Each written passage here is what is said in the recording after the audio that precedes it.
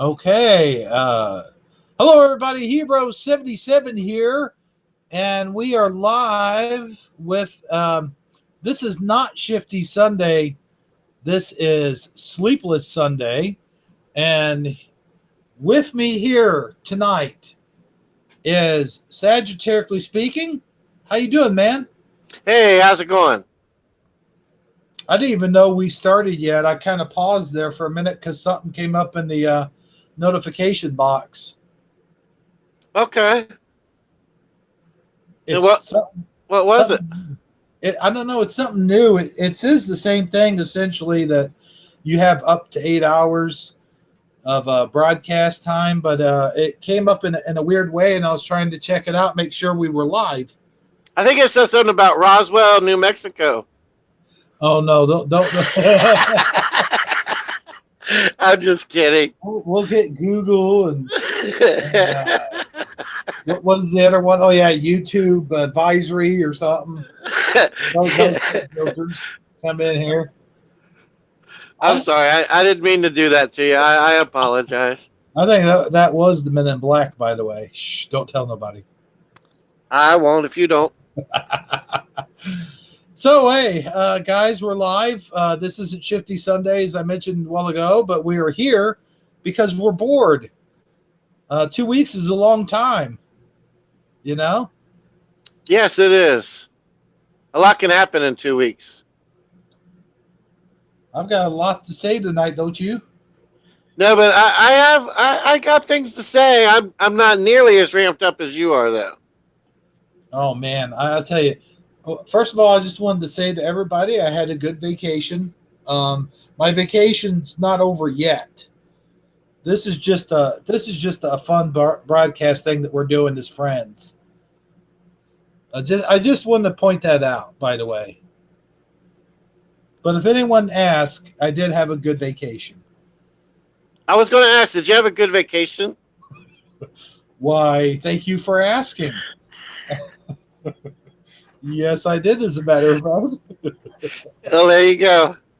I'll tell you what, though. Before we left last Sunday, you thought not last Sunday, but 2 Sundays ago, you thought it was going to be the end of me, the way I was going off the air.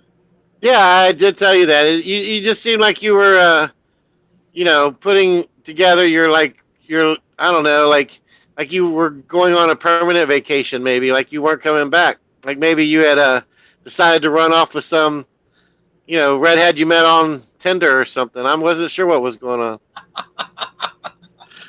I don't know about all that, but I'm sure glad my wife doesn't watch any of these broadcasts. Yeah, there was there was nothing substantiating about that comment. I totally made it up out of the air. Sounded like more or less something Charlie Brown would do. I know, right? He's he's always chasing after that little redhead, I'm trying to remember what her name was. I don't think she had a name, did she? She was just a cute little redhead girl. I think so. Yeah, I think you might be right. If she did have a name, it probably was Mandela affected anyway. Right. It was Mandela affected out of reality, out of existence. So we're expecting Jesus is Calling. I'm sorry, Jess from the Jesus is Calling channel to come in. I did send her the invite. I do hope she shows up tonight. Yeah, it would be cool. I hope she pops in, even if she doesn't stay the whole time. Right. Earlier everyone asked me, "Are you going to have a broadcast tonight?" And I told them no. This is totally. What do you want to call it? Spontaneous. Impromptu. Yeah, that too. Okay. But so please. I didn't even know until, I don't know, 20 minutes before we went on air. Maybe an hour. I would be very surprised if we had any watchers right now. Very surprised. Yeah, well, let's find out. Well, no, I got to tell you, let's just leave it a surprise. Well, I can't do that now. You've done sparked my curiosity. Dang it! Now we gotta We do it. have one. We have one watching. Oh, really? I am very surprised. I guess we should talk about stuff then. Yeah, I guess we gotta do something entertaining for this one viewer we have. I could talk about the storms we've been having in Southern Illinois. Well, that would be cool. I would like to hear an update. How bad has it been, actually? Well, I gotta tell you, man, it has been storming ever since I've been on vacation. The whole 2 weeks, nonstop. Well, you did go out of town for a little while, right? Oh, sure, yeah. See, that's the good thing is I did get. It wasn't too far out of town, but it just far enough where I didn't have to put up with any storms for a while. And where did you go? Like what? To I think you said Kentucky. Yeah, I mean the family just went to Kentucky for about 3 days, 3 or 4 days, and we stayed in the hotel, and I stayed in the hotel for hot tub. That's cool. What was Took the most notable part of your journey? took the little girl to Chuck E. Cheese, and by the way, I found this out. Now that we're talking about Chuck E. Cheese, a lot of people think that the word Chuck E. Cheese is a Mandela effect, and they think Chuck E. Cheese's is a Mandela effect. And then this is interesting, and I wish I'd pulled up the video before we went on. There was a video explaining that Chuck E. Cheese was Chuck E. Cheese's, and that the company itself had actually made the change from Interesting. Chuck E. Cheese's to Chuck E. Cheese. All right.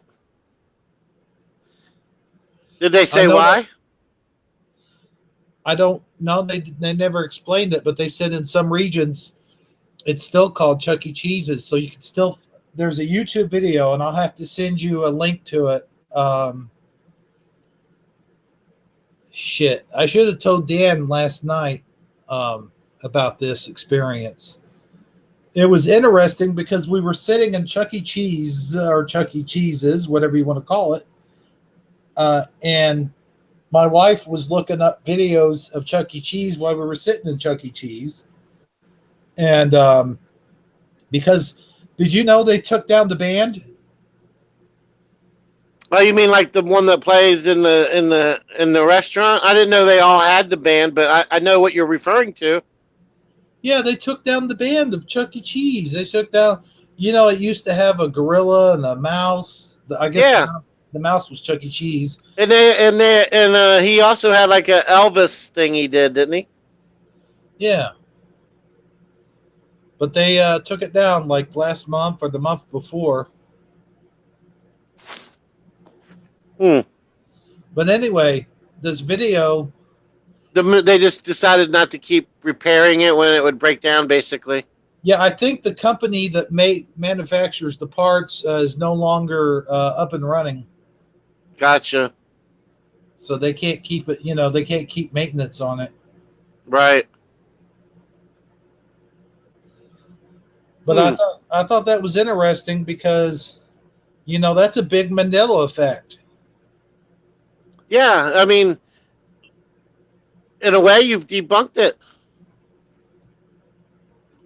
And I just wonder, though, if there's any records, like when they researched this Mandela effect, if they researched it where they found records of the company, of this being a company change, or I'm also wondering if the company came out and said this in response to the Mandela effect. That would be worth noting. Yeah, good point. I had never thought of that.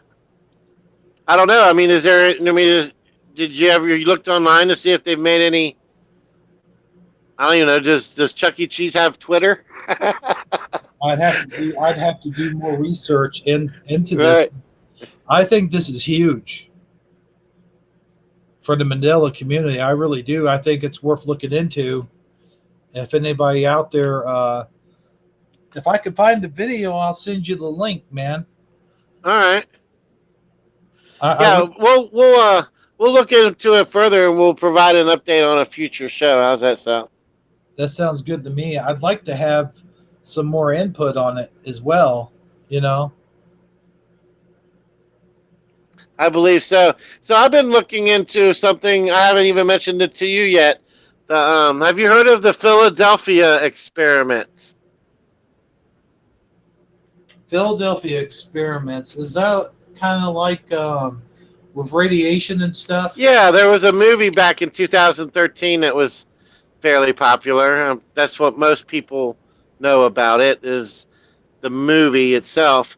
But the movie is based on a real military experiment carried out by the U.S. Mhm. Navy back in the Philadelphia Naval Shipyard in Philadelphia, Pennsylvania, sometime around October 28th, 1943.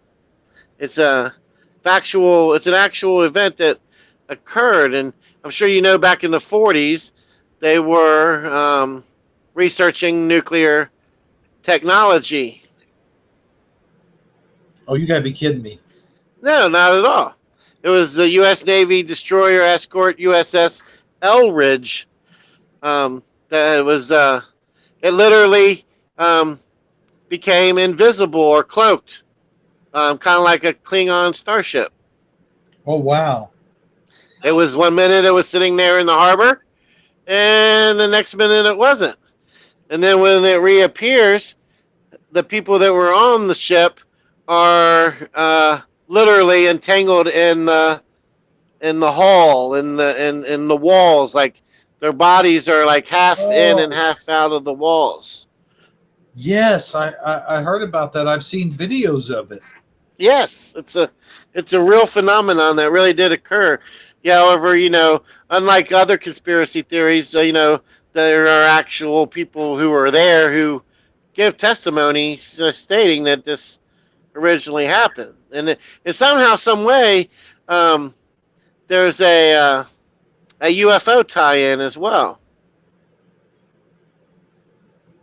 A UFO tie-in. Yeah, in 1955, astronomer and UFO researcher Morris K. Jessup, the author of the just published book Case for the UFO about unidentified flying objects. He's a very renowned author. I mean, a lot of anybody who has done any research in the UFO community has heard of this guy. Um, Basically, um, they were researching the propulsion that and they that was part of the experiment that they were trying to do. Um, and like the UFO propulsion technology, and they um,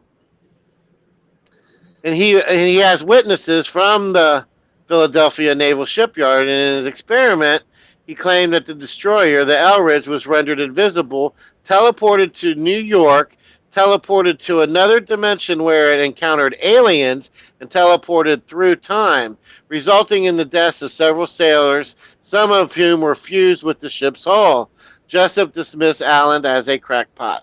Of course, right?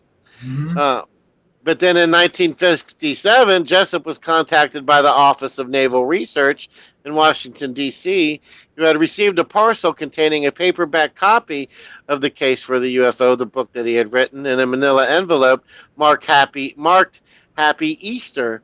The book had been extensively annotated and its margins written with 3 different shades of pink, appearing to detail a correspondence among 3 individuals.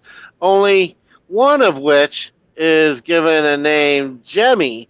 The O and R labeled the other 2 Mr. A and Mr. B inconspicuously, and the annotators referred to each other as gypsies and discussed 2 different types of people living in outer space. And that's just getting to the tip of the iceberg.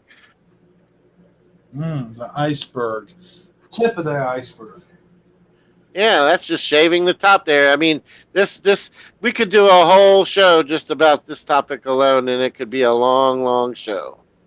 Well, I'm all up for that. I have an update on.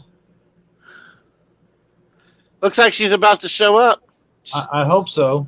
Hey, There she is. Hey, there we go. Libra, Sagittarius. That's somebody that will keep us in line. I know, right? You guys causing trouble. Hey, Jess, how you doing? Oh, can you hear me? I hear you. I don't think he can hear you. Can you hear her here, bro? If she's Can you hear talking me? right now, no, I cannot. I'm sorry. Have you heard me at all? I can hear you, but I think that Oh, yep. that Hebrew cannot hear you. I'll tell you what, you guys talk amongst yourselves, and I'll be right back. I'll see if that corrects the situation. Alrighty then. How are you guys doing tonight? We're doing good. We were just really just kind of getting started. He was telling us about how he took the family on vacation to Kentucky and they went to Chuck E. Cheese. They took the kid to Chuck E. Cheese. And he Mm. was informing me about how the company self admits that they changed the name from Chuck E. Cheese's to Chuck E. Cheese because I don't know if you're aware of this, but it's a Mandela effect that a lot of people refer to it in plural form, and now it's not plural. Right. Oh, interesting. So it was an actual change Yeah, by the and they company. and he also mentioned that they've decided no longer have the live show like where the Can I robots close sing that and dance window? for you. Oh, thank goodness, because I went to a birthday party a couple weeks ago and I saw that live show and I don't know about you, but it is creepy. Yeah, as an adult, it is very Uh-oh. creepy, and I can even see how some kids would be freaked Can out you by guys it. hear But me? hello, Yep. Hey, Hebrew, how are you? We got a bit of an issue here. I can hear you, but not him. you No. can't hear me. All right, well I'll leave and come back out this time. Oh man, were you guys talking about Chuck E. Cheese? We were. We were talking Oh, about how the I guess the stuff that you guys were already talking about and how creepy their live show is. yeah. Well, I'm gonna have to hop out and hop back Now in let again them so I know can I'm hear you gonna hop both. out. Oh wait, hold on. Who's hopping out and hopping back in? I'm going to. Huh? Sag is going. He said he's going to I'm gonna hop go in out. and. Oh wait, hold on. Who's hopping out and hopping?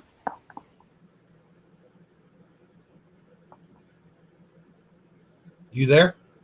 I'm there. I'm here. Oh, no, we were talking about how Chuck E. Cheese has been Chuck E. Cheese's, and then back to Chuck E. Cheese. That it was a change within the company, Yeah, and I thought that was interesting. I'd have to send you guys the link to the video. I can't do it here, but we'll have to look more into it, maybe for next week's show or something. definitely, definitely sounds. Yeah, that's. I mean, yeah. I You know mean me. that I don't keep up with all the changes too much, but it is all. It's always interesting to hear, one way or the other, what's going on with them. sure. I mean that I know that's a huge one for the Mandela community, though. That it's been for a long time since the beginning. That they're like, oh, it's Chuck E. Cheese. Used to be Chuck E. Cheese's. Now it's just Chuck E. Cheese now again, and it's flip flopped. Oh, interesting. So I wonder. The other thing is, I wonder if the company changed it, or if they just said that they did that. Is sort of a, yeah, we'll just say that we it was our change that we made, so there's no conspiracy or whatever. I don't know. Yeah, no, that's interesting. That is really. I don't know. Yeah, see what people say. Interesting, interesting. How else is things? I know you said you were on vacation. You were talking about that. Things went well. You feel rested now. Yeah, I tell you what, 2 weeks is a long time. It's too long. I missed you guys. Right? I missed everybody too, and like I took Friday off, and I messaged you earlier, and I was like, oh, if you're not going to go on, because I had it all in my head for some reason that you were going to have, that I was going to be on your show tonight. And I told my husband and everything and was like planning it. And then you said you weren't going to be doing a show. And I'm like, oh, wait, it hasn't been 2 weeks. Too funny. Yeah, this is not an official Shifty Sunday show, although it probably should be since there's 3 of us on here. But I guess I kind of gave God's Armor the night off. There you go. Unofficially, there you go. Yeah. But yeah, I mean, at the same time, even though it felt like a long time for you, and I know even for myself, like taking 1 week off I was like, oh, this is weird. Like, I want to talk to people, and I have been like privately and that type of thing. But, it's good. It's good to kind of not be, tied into the tube, it's good to get away and interact with people more and have those more personal conversations too. Cause I think like, if you're always distracted by, or, kind of busy, we'll say not distracted, but busy with everything, you're might be missing out on opportunities to, talk with people one-on-one, or just talk with people who maybe you wouldn't talk with otherwise, and just really kind of build relationships. Because I think that's the thing that, on the one hand, like me and you and people in chat do develop talk to each other and develop relationships, if we will, friendships, but relationship is key. It really is. Sure, I got to tell you, to be honest with you, when I was off, it felt off. It was like, oh man, I want to do a live stream real bad. I'll just let it go. Just stay off of YouTube altogether. And that was my whole goal, was just like, okay, I'm going to do this. If I'm really going to do it, I'm going to stay off of YouTube altogether and just don't watch any videos, don't make any videos, don't do any live streams. And it turned out to be a lot harder than it than what you would think. Yeah. Oh, I'm sure. Because even I don't think, yeah, I still go on and watch a lot of videos. Even if I don't watch necessarily like truther videos, I'll go on and watch like sermons or something like that. So I can imagine that would be difficult. And then you have people sending you stuff all the time. They're like, hey, check this out. This is Mandela effect. Or, hey, check this out. This is my whatever. And it's like, yeah, I'll check it out later. You're trying to stay completely away from it, but at the same time, you're never completely away from it, Right. And we got Sagittariusly Speaking back. How are you? Are you here? Can you hear me now? I can hear you. Uh-oh. All right, listen, just you two talk amongst yourselves, and I'll be right back. So are you having fun rotating between me and Ebro? It's almost like speed dating. Not that I ever did it, but it's like If you ever imagined how it would be, right, this is what it would be like. I could try to be a totally different personality this time. Right. I'll be that guy who's self-absorbed and wants to talk about his yacht and his stock portfolio.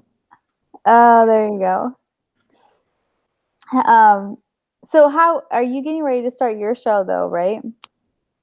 You mean as far as start making videos on my channel? Yeah, your channel. That's what I meant. If you Yeah. by getting All right, ready, testing. you Can mean I hear everybody? I hear you. Yes, I hear you. Oh, nuts. Can you hear us? I guess not. By getting ready, I'm still hopeful to get started at some point, but no, I haven't made any. I don't have any like tentative dates in the very near future. Okay. I I did get a vehicle now though. I have a car sitting in my driveway, and tomorrow, the next day, I'm going down to get the title put in my name and tags on it and all that kind of stuff. So that's the progress that I have made toward the right direction. Awesome. Yeah, That's great. but And how did you come across, how did you get that? Any, well, my dad helped me out, to be honest with you. yeah, Um, he loaned me the money. He pretty much gave me half of it, and then I told him I had to pay him the other half back. So that's awesome. Cool. right. Are you there? Can you hear me? I can hear you guys just fine. All right. All right. So, Bye. Yeah. what were you guys speaking on when I came back in? I don't know what you guys were talking about. We were just talking about the pros and cons of leaving YouTube, and not leaving it, but going on vacation from YouTube, taking a break, Oh yeah, trying, just trying to step away from it, and how hard it really can be, especially when you have, your friends and stuff that you kind of, you kind of miss, and you kind of just, you want to talk to these people, and you want to watch their stuff, and you want to watch their videos, but at the same time, you kind of want to take a break and step away from it. And, we should all step away from it every once in a while. for sure. Um, I I mean, with us being on our hiatus and Dan being gone, I mean, it really YouTube was kind of got boring for me. I would get on there and you can only watch so many dinosaurs discover the pyramid videos before you get bored. Oh, yeah. Yeah. Well, it's interesting. There's a lot out there, but yeah, it's funny how, I don't know, certain people definitely like pique my interest more than other people, even if they're saying similar things. Yeah, like Um, Brian Staley. Do you watch his channel?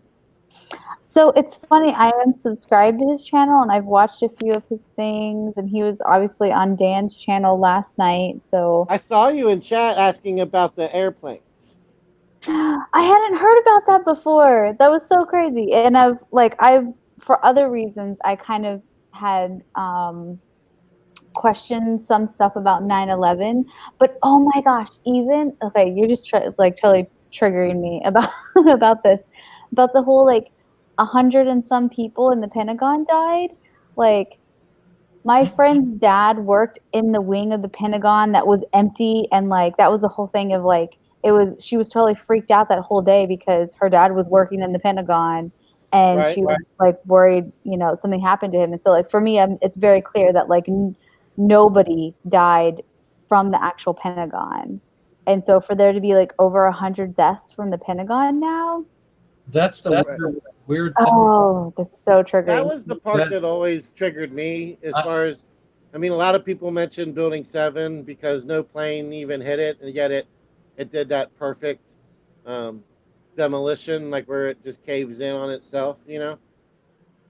Well, see, I don't even remember Building 7 going down, like, at all. No, I But remember for me, being. it was always the Pentagon because they said that a 747 hit it, right? Yeah. However, there was never any debris in the lawn. I heard there was There was nobody. There was never a fuselage found or a black box. They reportedly found a black box like a month later, but the black box didn't match the number for the that would have. It was the wrong type of black box. It wasn't the one that would actually be for that aircraft. And if you look at the size of the hole, there's no way that a plane could fit through that hole that they said happened. So I Also, mean, go ahead, Hero. Also, do you guys remember watching the news and them saying that Congress was not in session that day, and that the whole building was cleared of everybody? There was nothing going on because it was closed or something. Do you guys remember it that way? In the Pentagon? Yeah, Well, it wasn't Congress. It was just the wing of the not Pentagon Congress, that was but hit, that right. it was under construction.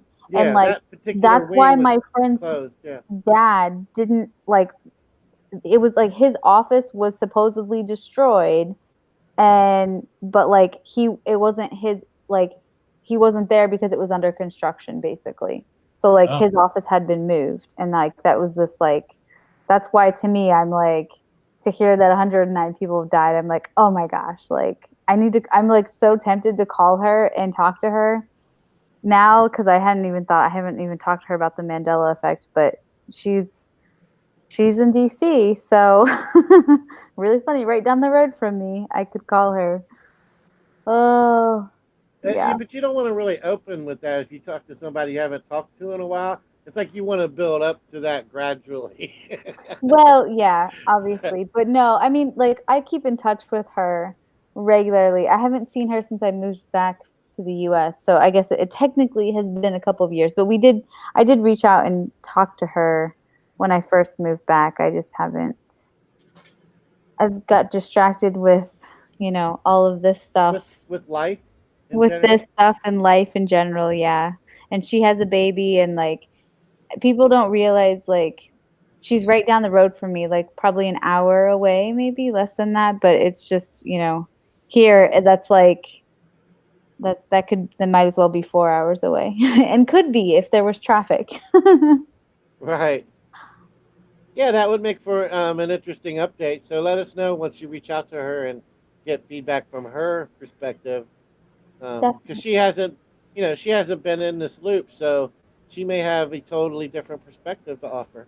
Yeah, true. I know. Yeah, it'd be interesting to see what she says. Hmm. But yeah, that's the part that triggered me the most was the Pentagon aspect of the conspiracy. But there's so much to it. I mean, it's one of those things where that rabbit hole just gets deeper and deeper. And I'm not saying that I don't agree with everything Mr. State, all of his comments. I mean, I think he's kind of extreme. Um, Hmm. but at the same time, I do think that they're lying to us. I agree with him in the fact that we're all being lied to, and that there's a lot more to what really happened than what we um, are being told. I just wanted to give a shout out to Eddie Von Keen real quick and just let him know that I think spinach, like in the can, it doesn't have as much nutrients as it once did. But that's with any vegetable that you boil because they have to boil it before they can can it. But if you buy fresh spinach, that still has all of its nutrients in it. I do believe. Yeah, including the Monsanto chemicals. Yeah, including the chemicals, right? Oh, I just oh, want to say that because he made a few comments on my Popeye video saying, yeah, Popeye would need to eat X amount of cans of spinach to get all his muscles. mm. So I just wanted to throw that out there real quick. Sorry, guys. Hey, no problem. No problem at all. Not like it did 30 years ago. Yeah.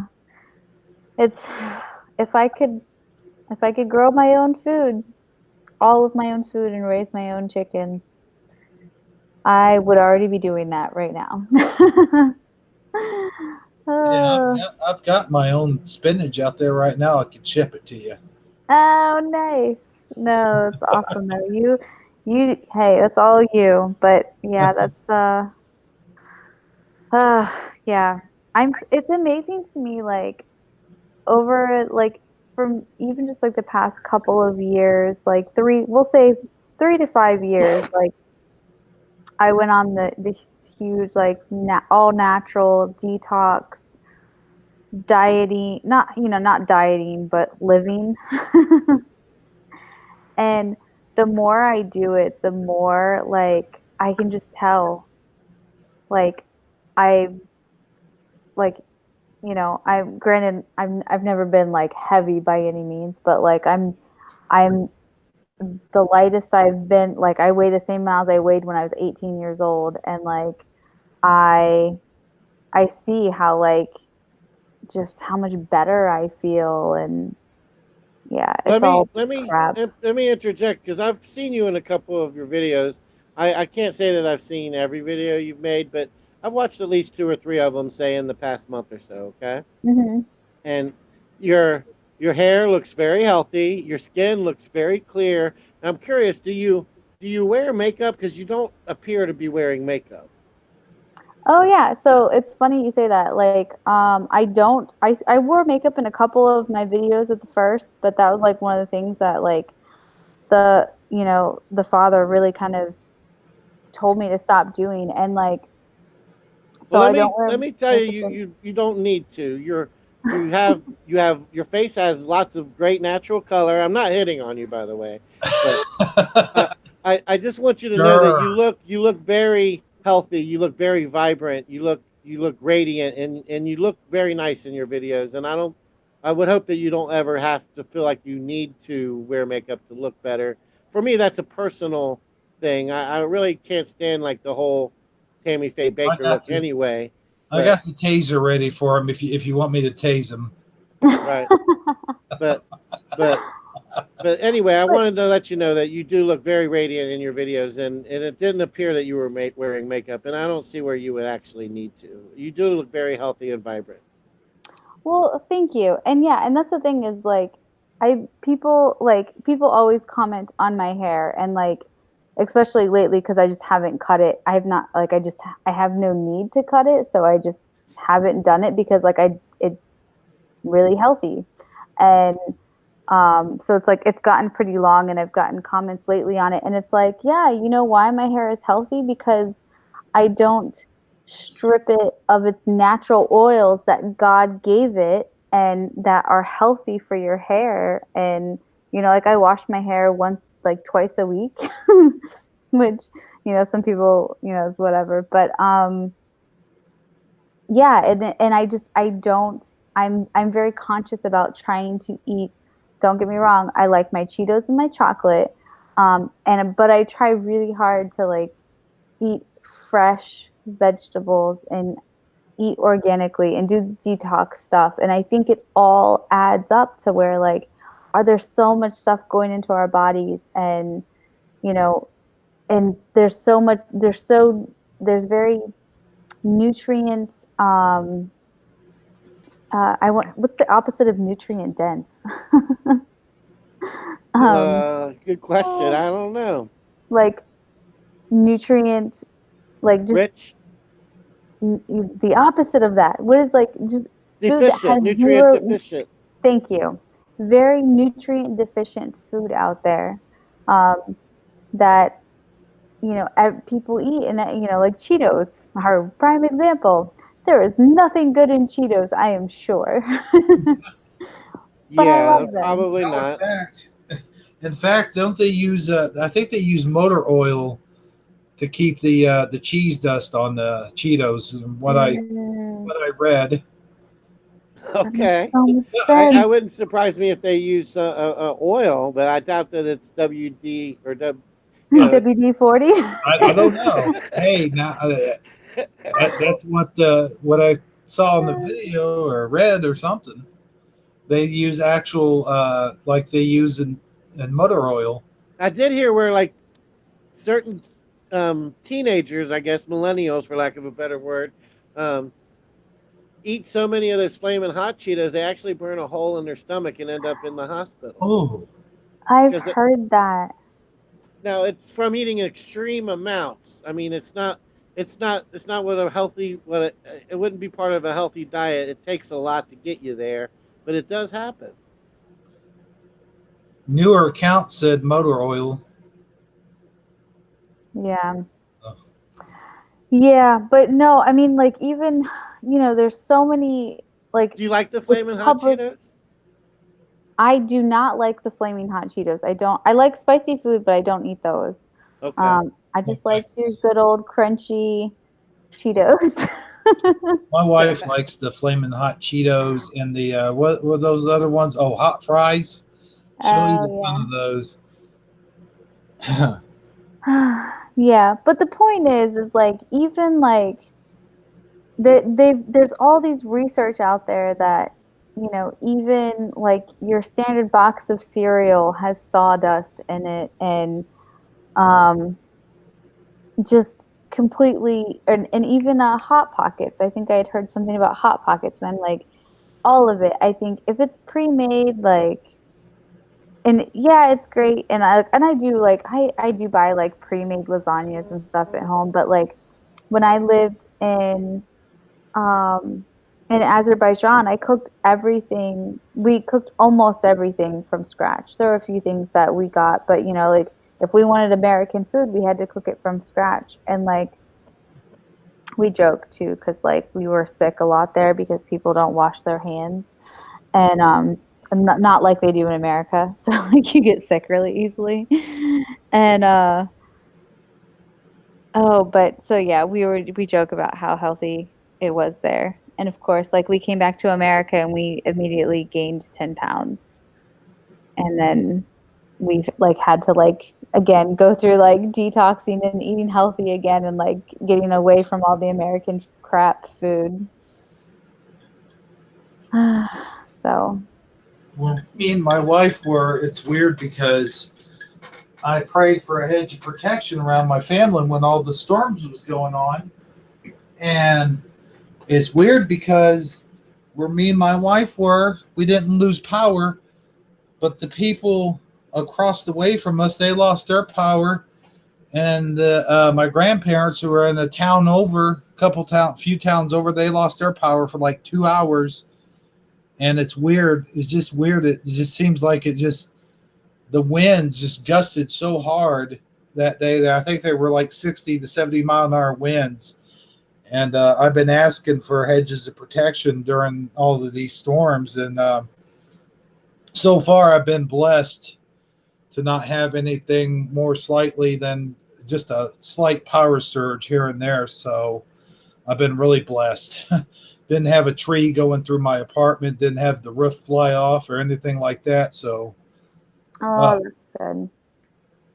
you And know, that's the key right there is, I truly believe there and, you know, bless your food before you eat it because they've also done studies about that. I read a lot, sorry. But they've done studies with that too. And like if you even just the act of blessing your food um is has they've done research in that it's actually people are healthier from it. So um yeah, praying for that hedge of protection and for that prayer over our food. I always For try to sure. pray over the food, even if we're out eating somewhere, even if it's just a small meal or something like that. I always start off, and then my wife looks over at me like, "Oh yeah, you're praying." I'm like, "Yeah, I'm praying. Come on now, we got to pray over the food." You know, that's like breaking the bread. You pray it because it's like breaking the bread, right? Definitely. Yeah, it's. I know what you're saying, Hebrew. And the other thing that um I have seen articles about that have recently came to, I guess came to light or have been mentioned in even mainstream media type of reports is the microplastic contamination. It's like it's basically like everything is basically um, packaged in some form of plastic. I mean, name an item that you buy at the grocery besides. I mean, even when you buy a fresh vegetable, what do you put it in? You grab one of those, you rip off one of those plastic bags on the spindle, and you put it inside it, right? Gotcha. Yeah. All right. So I mean, almost everything we get is somehow, some way, in some form of plastic container. Even stuff we don't, even food, not even non foods. Like if you buy some batteries, they're wrapped in plastic. If you buy, I mean, name something that you buy that isn't wrapped in plastic anymore. I mean, it's pretty much everything, right? Right. So then you have those being basically microplastic is becoming a pollution because we dump the plastic waste into the ocean, then it degrades slowly, and microbeads, exfoliants, and beauty products, all those kind of things because of their tiny size, they escape water filtration systems and either end up in the ocean or in other water bodies or in the ground where we grow our crops. Um, so basically, um, you have these microplastics that are so small that they make it through water filtration systems. And what has happened over the course of time is they've just been building up, building up, and building up, and they biodegrade at such a slow race or at a slow rate that um, it just is it's becoming like a Sorry, I was uh, laughing at something else. oh, Sorry. you're fine. Go It's ahead. basically becoming a um, something that is the consistency, the amount of like clean ocean versus non-clean ocean. It's winning the war. It's I mean the ocean has its own way of like filtering itself out. That's kind of like by design with the tides and the waves and the currents and the ocean has a way of kind of like cleansing the earth, so to speak, and it's like a natural um it's a natural exfoliant for the earth, for lack of a better way of putting it. Sure. But over since we're doing so much, it's basically we have so many throwaway habits that the damage is becoming irreversible. That the ocean is starting to lose the battle, so to speak, Hmm. and a lot of people aren't aware of this or don't really seem to care because they're not even if they are aware of it. I mean, it's not like people are it's not affecting them personally, so nobody really seems to care. But it's affecting aquatic life. And it's eventually going to affect our ability to have anything without a microplastic in it. I mean, you're basically going to be consuming them in everything that it's going to be in the air, it's going to be in the water, it's going to be in the food. It's basically you're going to be plasticized. I guess is Plus. yeah. So Yeah. we're slowly becoming plasticized. Just so you know. Hey, And I wanted I, to. Oh, I'm sorry, Jess. oh, go ahead. I just wanted to say that if you hear me do a slight giggle or something like that, it's because I'm reading the comments. And one of the comments I was reading is this guy said that Jocko looked like George Papard. And for anybody that doesn't know who that was the leader of the A Team. He was also in a lot of other movies way back in the day, but I thought that was funny, and I got a giggle out of that. I didn't mean to laugh over your serious thought there, satirically speaking. Sorry. I mean, even when I'm being serious, I'm not being that serious. I'm just sharing information. That's all. Yeah, and that's interesting about the plastic. I hadn't really heard that, but it kind of just reminds me of like the plastic bottles and stuff. And I wouldn't discount it all, but what's funny about that is it kind of led me on this train of thought about the giant island of plastic in the ocean, in the Pacific. Have you heard about that? No, I have not. Oh, hold on. Okay, now I gotta Google how big it is because I don't remember. But yeah, massive floating island of plastic in the Pacific. Hold on. Oh, interesting. The Great Pacific Garbage Patch is not what you think. Um, oh, there's one discovered in the Mediterranean, perhaps. Okay, and actually there are some videos on it. I was about ready to say about how like we've never seen pictures of it. Despite the common public image of islands of floating rubbish, its low density, 4 particles per cubic meter, prevents detection by satellite imagery. So they can't get satellite images of it, but they say that there's this like giant garbage island in the Pacific, and apparently there's other places too. But I guess it sounds. They also call it the Pacific Trash Vortex. And maybe that's kind of what you're talking about too, of how like the ocean, even though it can cleanse itself, is having trouble because there's so much plastic. Yeah, I mean, it's starting to lose the war, so to speak. Comment is, Eddie Von King wants to know if anybody knows what's up with Lone Eagle. I saw a rumor in chat yesterday, but I don't normally divulge in rumors. Have you heard anything one way or the other? I saw the rumor in chat yesterday, but that was it. Yeah, same here. I did notice he only has like 4 videos up on his channel. The one with the white buffalo and 2 or 3 other ones, and all the rest are gone. Do we want to divulge the rumor or just leave it at that? Well, the rumor is that he's actually in jail, but I don't know his real name. How to look him up, see if he's on the because you can verify if people are actually in jail if you happen to know their real name. I know his real name, but I won't divulge it over the air. But I'll tell you in Hangouts later on. Okay, sounds good. Oh yeah, you can look them up. Anyway, on And that again, it's note, just a rumor, so I mean, it may not be any truth to it at all. He may just be on, he may be taking his own vacation. right? That's you never know. And even if he were to be in jail, we do not judge him, and we'll be praying. I will be praying for him anyway. Yeah, I That, do not judge him at all. I really hope the best for him. I hope that he's okay, and I hope wherever he's at that he's well and that he's safe.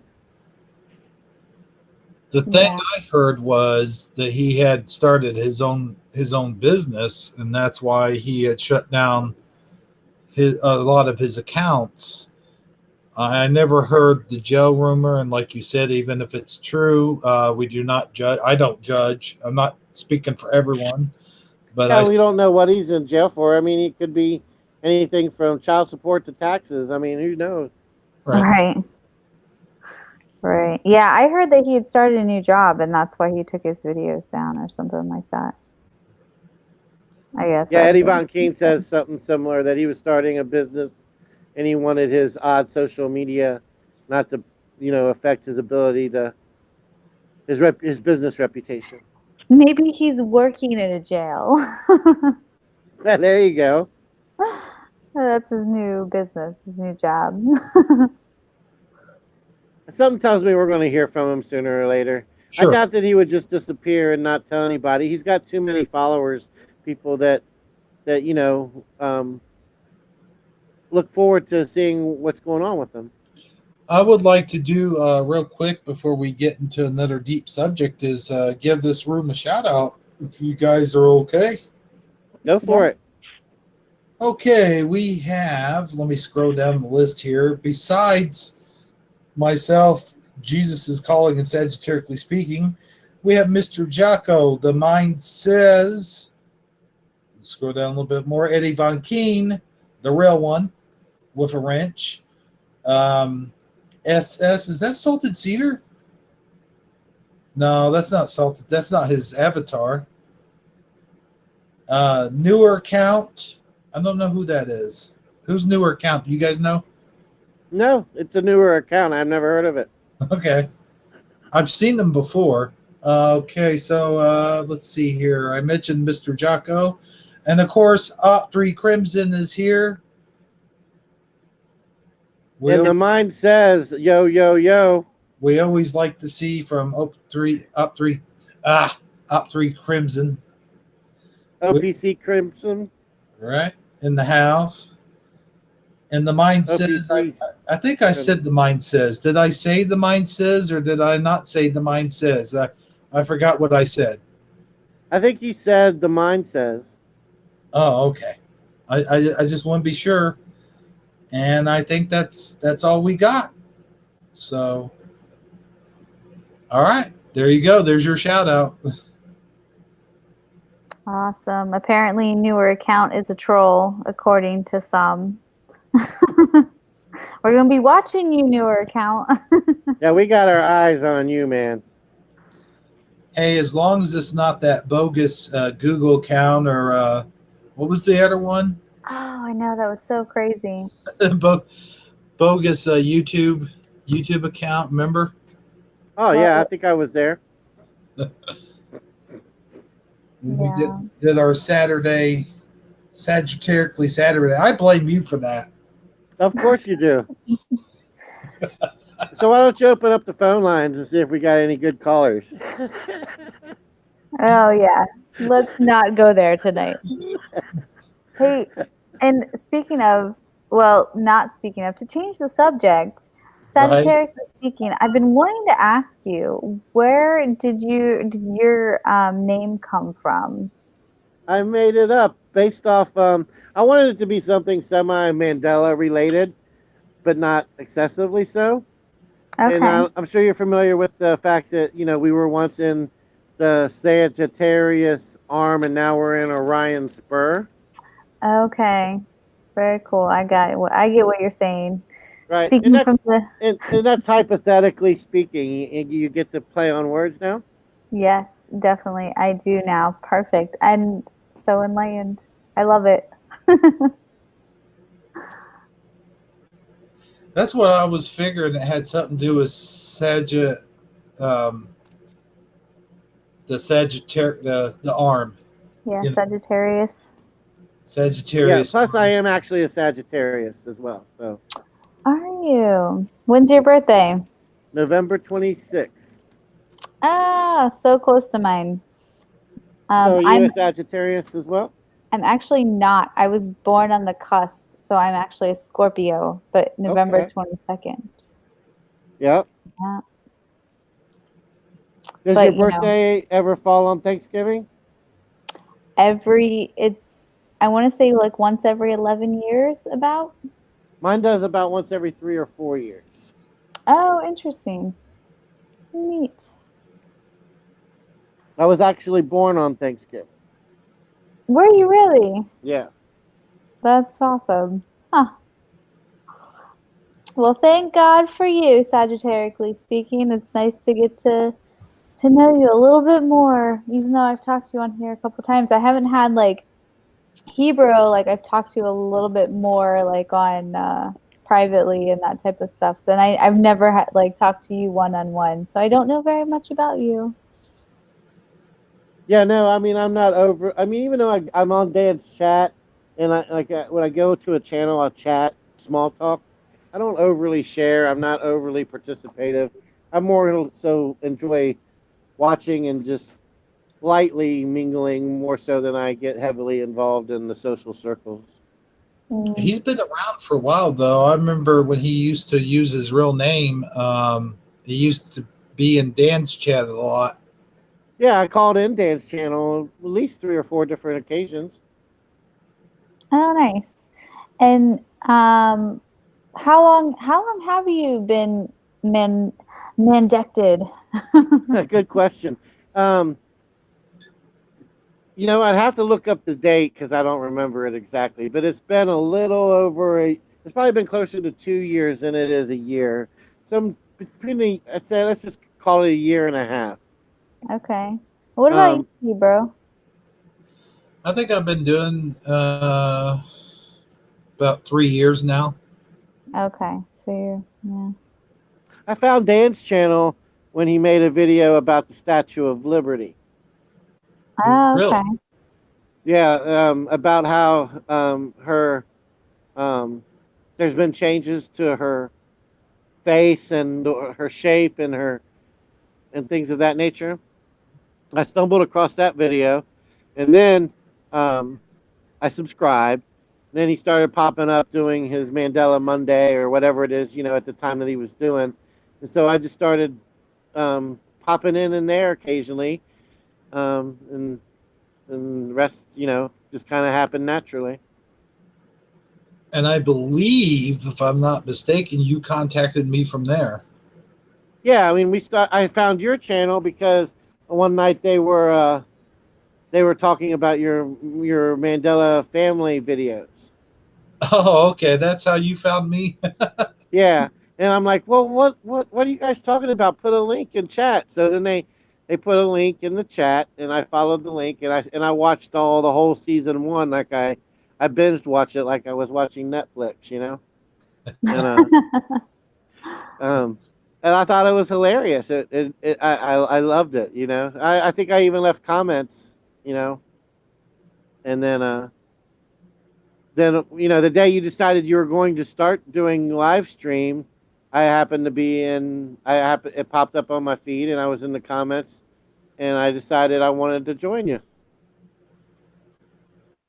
because I was actually looking for a channel or looking for a way to get my feet wet in the community, and it just felt natural. Like you seemed like you could use the help, and I needed a platform. So All right. I Um, remember. Oh, I'm newer sorry. Go ahead. accounts. Yeah, I was just gonna say. He said, "Good to meet you, Dan is the man." What's the diva part mean? So I feel like we gotta explain your name Oh, is really talking about Dan from Scare Performance. well, true.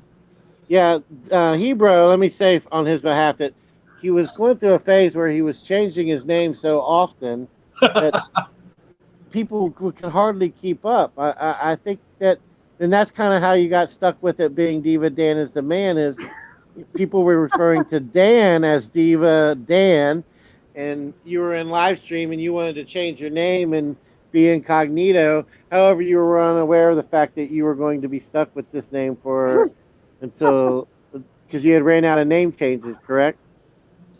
I was stuck. I'm stuck with it for 90 days. Can't change Of it. all the names to get stuck with, it's quite hilarious.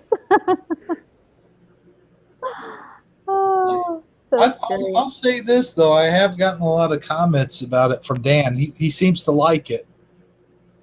It is. It's like you said before that um oh goodness, what is it? Not copying, but like in person impressions are the best flattery. Is that what it is? What's the common saying? I don't remember. And something about him. Yeah, the impersonation is the best form of flattery or something like that. Yeah. Yeah, that was pretty funny when we did that. We started off with the impersonations. What was that, last Sunday or the Sunday before? It was the Sunday before. Did you get any comments about that? Because it was like hilarious to me. But again, I don't know. Maybe I just had, I don't know. So, yeah. I think God's Armor was like, well, you did a okay job with Dan's voice, but Sagittariusly speaking needs a little bit more work with his noblest. Yeah. And unfortunately, not many people can go as high a voice as Fizzy. But yeah. Yeah. Yeah, he seemed that he thought it was he thought we didn't do our impersonations nearly as well as Hebrew did his of Uh, Dan. We got like we got mid-level reviews. He got higher marks. okay. Fair enough. I don't have a high voice in general, so yeah. I sang alto in choir. But So anyway, I got an interesting email Oh, when I was checking my email earlier. I had to log into an email account that I don't normally log into because I was dealing with a customer service issue where I was using an older email. You understand what I'm saying? yep. And the Bank of Israel, this lady from who happens to be the president of the Bank of Israel, told me she had some financial things she wanted to know if I could help her with some transactions. You guys think I should get involved in that? I know what that is. Oh, Yeah, I know that oh story. goodness. Yeah. I mean, Israel, they're legit, right? Super, super Okay. legit. I think you should give her your bank account information, your credit card information. Right. And then Don't forget to give your social security number out too. That's important. right. Yes, You gotta do definitely. that. Give that And out. I'm sure in no time she'll have me at Dollar General buying iPad money. Sure, sure. Mm. Newer account says you should buy Bitcoin in the AM. Oh, in the morning. Yeah, in the morning. Okay, Get yourself some Bitcoin. The, I see that. the one I like is the one where they say you've won something. You won this contest that you've never entered, and all you You have like $1,000 Amazon gift card type deal? to all you have to do is send us your bank account information, and we'll send you your winnings in the mail. Oh I did do goodness. the. I did. Speaking of, I did do the. I don't know if it was Publishers Clearinghouse or whatever, where you had to do surveys to get a $500 Walmart gift card or whatever. Did And you so actually get the Walmart gift card? no, I the surveys just kept going and going and going. Like I was like a half hour into doing these surveys, right? Then eventually, it came to a point where I had to put in my credit card to finish the. I had to do a trial Ah, membership with something. You know what I mean? Right. And the way they have you is they figure you have all this time invested. You're locked in. Like you're somebody who's put a lot of time and effort into it. So you'll of course get your credit card out, and it says your card will never be charged. Go ahead and get it out and put it in there. Well, of course I Mhm. quit at that point, mhm. but I started getting all these spams, like because I had put in my phone number. I had put in my email address. I was getting spam from people, colleges, from people who wanted to help me with my credit rating, there people who wanted to help me get a loan. I mean, it was just a mess. I literally had to change my phone number. Oh wow. Yeah. Unfortunately, there's like all those scams out there. Not that I haven't done them. I've done the exact same thing as you. So I've been there, done that. It's yeah, unfortunate that there's all that stuff out there, like just trying to yeah. I never take surveys, man. I'll tell you what, even when it's like a credit card survey, like you call customer service or whatever, they're like, after this call, stick around for a quick survey. Yeah, quick my butt.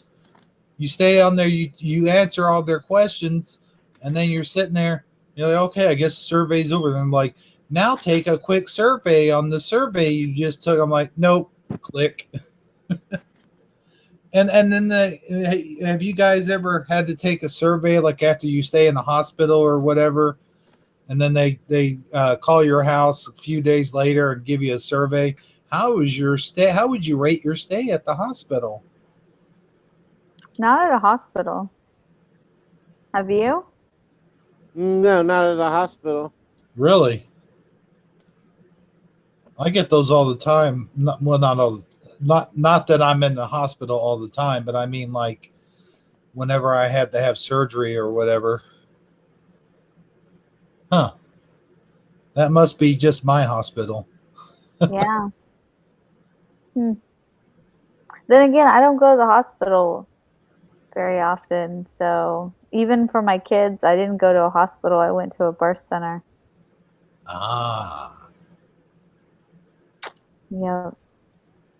It's crazy. Like, do you know what, like, I haven't, you guys are men, so maybe you don't get it, but like, I took my kids home. They were like 3 hours old, driving them home. And it was like the weirdest thing, especially with my son. I was like, I can't believe they're just letting us take this human being home. Like, what if, can we actually keep him alive?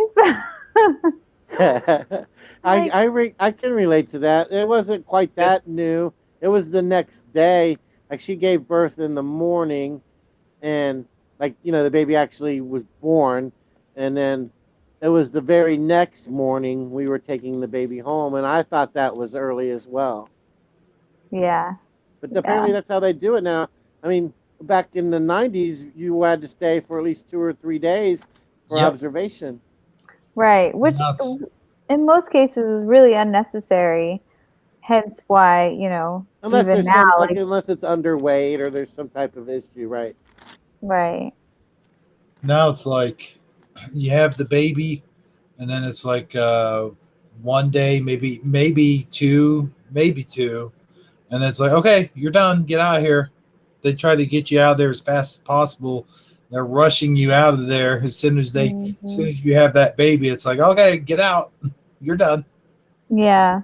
But if you think about it, like 100 years ago, and maybe even like 50 years ago, like you would have that like community support. And so you wouldn't feel like necessarily like, oh my gosh, I'm just taking this newborn home and I have no idea how to care for it type of thing. Like, you had mothers and or sisters or whoever, like, all around you. And just family because people didn't move like they move nowadays and that type of thing, or like you had closer relationships 100 years ago, and I believe even 50 years ago, to where it wasn't this like separated, segmented society. And and I think, and maybe that's even why when my daughter was born, it didn't seem so scary, one, because I'd already done it once, but like, we flew my mom in to help out with my son so that way when I went into labor, my mom could stay with my son and, my husband can go to the hospital with me until the baby was born. But, yeah, so, my mom was there when my daughter was born and she was there for like in 2 weeks afterwards. And I'm sure that probably helped. But like, I just, I think about how society was like, Yeah, 50 to 100 years ago and how much more connected people were and how, It's funny you say that. Like, it's a paradigm because people were so much more connected. Yet look at us now, uh-huh. how we're all connected. Like, like Yeah, we're but in a all like different way, staring in our phones. You know, right? super connected to everybody in the whole world. Yet the people who are sitting across from us at the dinner table probably know a tenth of what the person that you're chatting with on your phone does about you.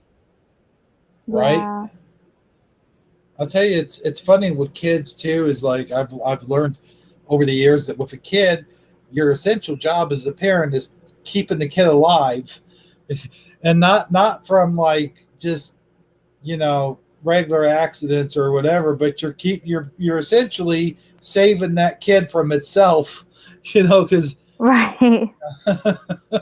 kids. I mean, So what is so weird is the last long term relationship I was in.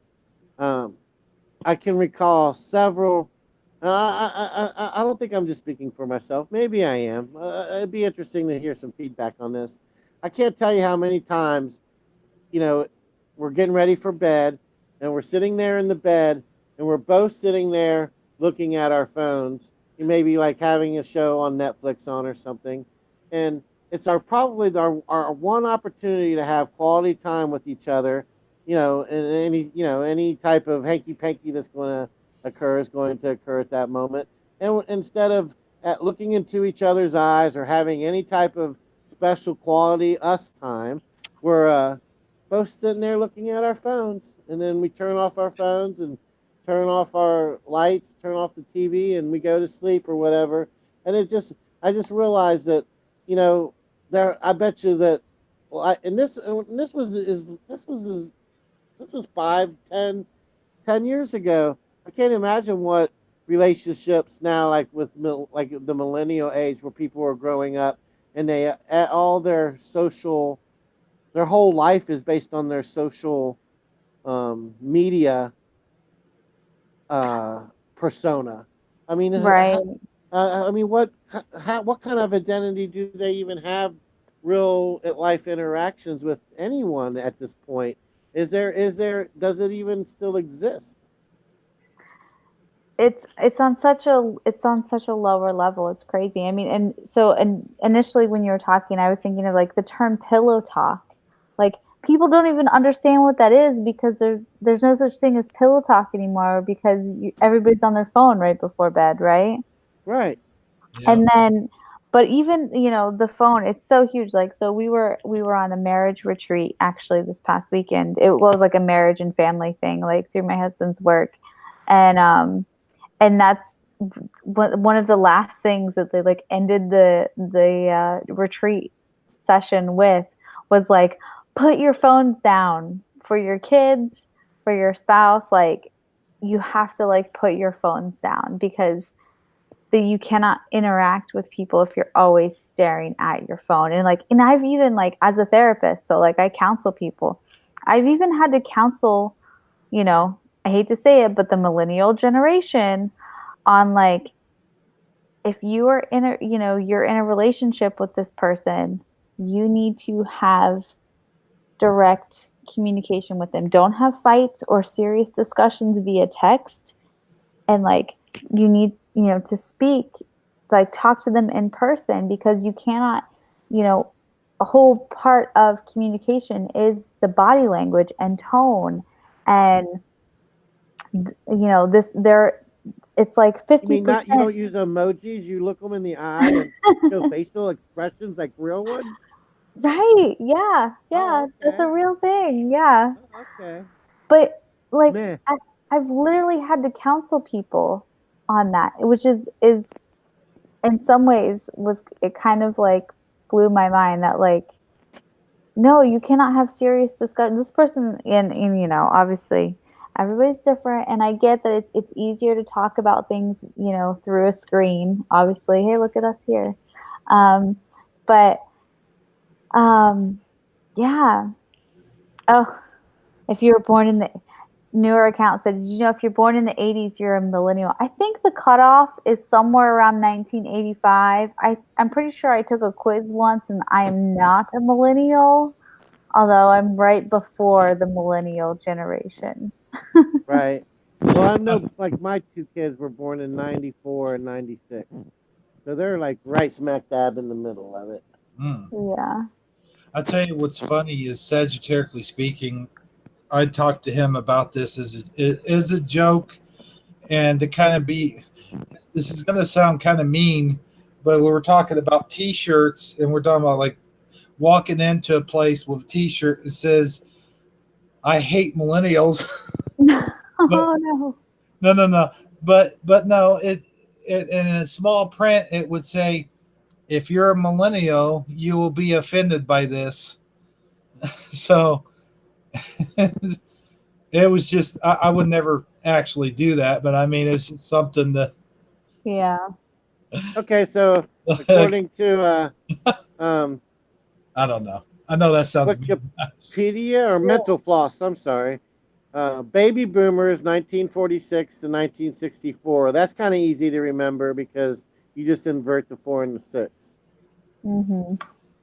Generation X 1965 to 1980. So I fall into that category. Yeah, Millennials 81 to 96. What? Yeah.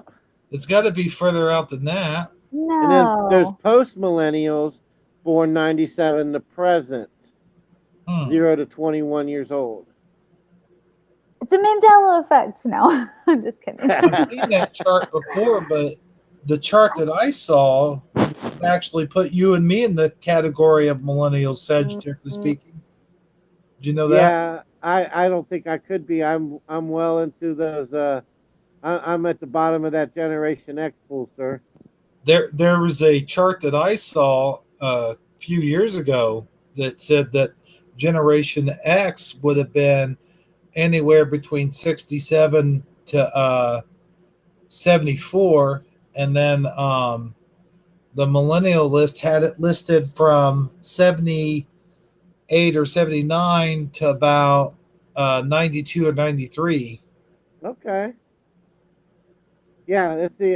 So I don't know, but I don't think that that's right either. That can't be right It because when says you those think born between 81 and 96 will have been affected by the economic downturn in numerous ways, would have had their early careers impacted, while others would have had their education influenced by it, perhaps through prohibitive tuition costs or change in the major fine to a field with jobs. Um, but I think there has been some like there have been slight alterations to the list over the years, and the labeling as to like Generation Z and Millennial and all these different terms. I mean, it does seem like it does go through a few there have been a few like you have like loose looser terminology like zennials and You're you know getting Yeah. and things like that. So you're getting low. Your voice. oh, I am Yeah, okay. Well, there's that's nothing I'm doing at this end. that was better a while ago. Whatever you did. All right, is that better? Yeah, that's Yeah. much better. All right, it's my cable on my headset. I had to play with it. Sorry about that. No problem. Yeah. So Oh, hey, preliminals in town and all in the right. chat. Yeah. Preliminal. How's it going, man? Hey, I got to get. Does he have a wrench? Yep. Yes. Okay, he's been on the show before then. Not Oh, on the show, but in the chat. nice. So let me ask you this, sagittarially speaking, and Jess, if you guys can answer this, I don't know. Either one of you. Um, so baby boomers would have been like from the '60s, right? '60s on to 70 something. Let No, me the go. baby boomers were all born. They were like the war babies. Yeah, my dad was a baby boomer. Okay, so where did the okay, so It was like 1940 to 19.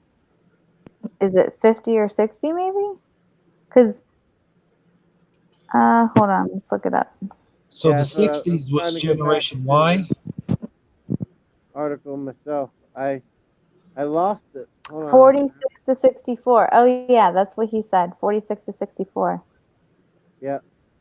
That was baby boomers. Yep. And then the one after that was generation the baby bust is what I just saw.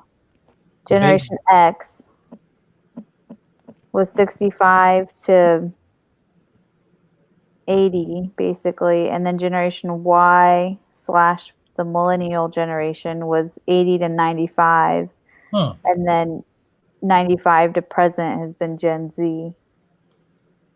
Okay. So we would have been me. I'm not speaking for all of you guys. I would have been Gen X. You're so old. No, I'm just kidding. I'm just teasing. By the way, I invited Noble to show up, but I think if he is going to show up, he'll probably just show up in the chat room. All right. Well, I hope he does pop in. Oh man, Oh, you're so low right now. Oh, okay. Can you hear me now? Yeah. yep, you're good. All right. I was just looking up another article. Apparently, there's now a generation, the I generation, Generation Z, Gen Z, I guess they've been called. Um, there's been a couple different labels that have been put on different things, and a couple of them have stuck, and a couple of them haven't.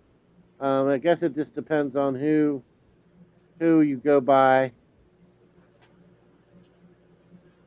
But it says most millennials were between the ages of 5 and 20 when the 9/11 terrorist attacks happened.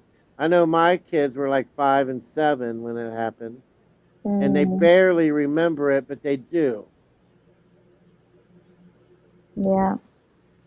I was a freshman in high school. You were, huh? So, Did yeah. they interrupt class? I'm curious because Oh, it was crazy because I was actually working in the secretary's office when it happened. So, like, I heard the secretaries freaking out about it. And then the like next 3 or 4 classes, all we did was watch the news. And then I think we got let out of school early. I can't remember exactly, but I know that like we literally just like they wheeled in a TV during our lunch break. Like I just it was and like we were literally just all sitting around, and then I think they let out school early, and yeah, then all that night that's all we did at home. Like it's like nobody, it was so bizarre. Like we didn't, like obviously we talked, but like for the most part, we literally just sat around the TV in shock of like Right. what happened. Yeah. You know, I remember the state of the whole nation, like everywhere, everything was just so blue. Like everybody was just so down. It was a real a somber mood, like at my workplace, when you went out in public, everybody was like, I remember for almost, it was almost, it seemed like it lasted almost 3 to 6 months of just like a somber feeling everywhere you went. I mean, I did Mm. telemarketing at the time, and I made collection calls. And I was literally calling some of the accounts I was calling. It was for a major bank, Citibank to be exact, and a lot of the places I was calling were in New York or in the general area, and people had, you know, it was a very it required a lot of empathy, the job did, because you had to call people who were indirectly affected. Maybe they weren't, them or their immediate person wasn't in the building, or but they had relatives that lived in New York, or they had cousins or sisters or brothers that you know that were financially affected, because it financially affected everybody. and uh Mm. and it was just a big deal. I just remember some of the calls I would make. I really felt bad for these people, because I knew that I knew that it was something that still needed to be taken care of, and I was trying to offer a way to help them resolve their delinquency on their credit card or whatever. But at the Right. same time, I wanted to be a human being about doing it. Right. That So one thing that was crazy to me that Brian Stavely mentioned last night too about the 9/11 was that like, we don't see on Facebook people posting like, 9/11 never forget my, and have a picture of a family member like they like Well, I mean, other I don't things. I don't live in Boston where Brian does, so I don't know too many people that are on Facebook that have a account that would have been in the Trade Center at the time. And I don't know that if I did, I would be posting pictures of them on Facebook. I mean, it might be something like I mean, my mom passed away, and I'm not ever going to post a picture of her on Facebook to See, remember her. I don't know, like my sister-in-law, like every year around her dad's birthday, she always posts like pictures of her dad Mhm. and like I don't know, I just think of like, other people like people everybody grieves differently, right? Right, Everybody grieves differently, but I think a lot of people grieve by kind of sharing the memory of their loved ones. Um, and it often comes up whether it's like around a special holiday or the day that they died, right. because that's when people think about it the most often. um, and I don't know, it was really like I've never seen like, we always see 9/11 never forget, always Yeah. always, I and always, when yet I see I've that nine never seen eleven, a never person. forget, I always wonder, what is it they don't want us to forget? Do they not want us to forget that it happened? Do they not want us to forget it was an inside job? Do they not want Right. us to forget that there's more Don't question forget than you should hate answers all the surrounding it? Muslims. Yeah. Do they not want us to forget that most of the attackers were from Israel, not Afghanistan, but yet we go to a war with Pakistan? I mean, there's just so many different things that which I'm just not sure which one I'm not supposed to forget. It's so true though. Like it's so true. We need it, I mean, in when whether you're there was actually people in the top floors, I'm not debating that. I think there may have been some people. I think that um, either way, there was all kinds of people on and around the buildings, or in the immediate vicinity, like on the ground.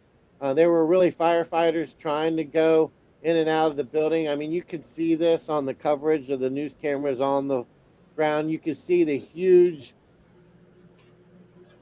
mounds of smoke just going through every crevice of the town, just like billowing over Mhm. buildings and stuff. I mean, people were running from the smoke. I mean, you can't. This stuff was stuff that you actually saw happen real time as it was happening, and whether you were actually there physically or not, the Yeah. whole country was mentally affected by it. It was a tragedy. No, what? Oh, definitely.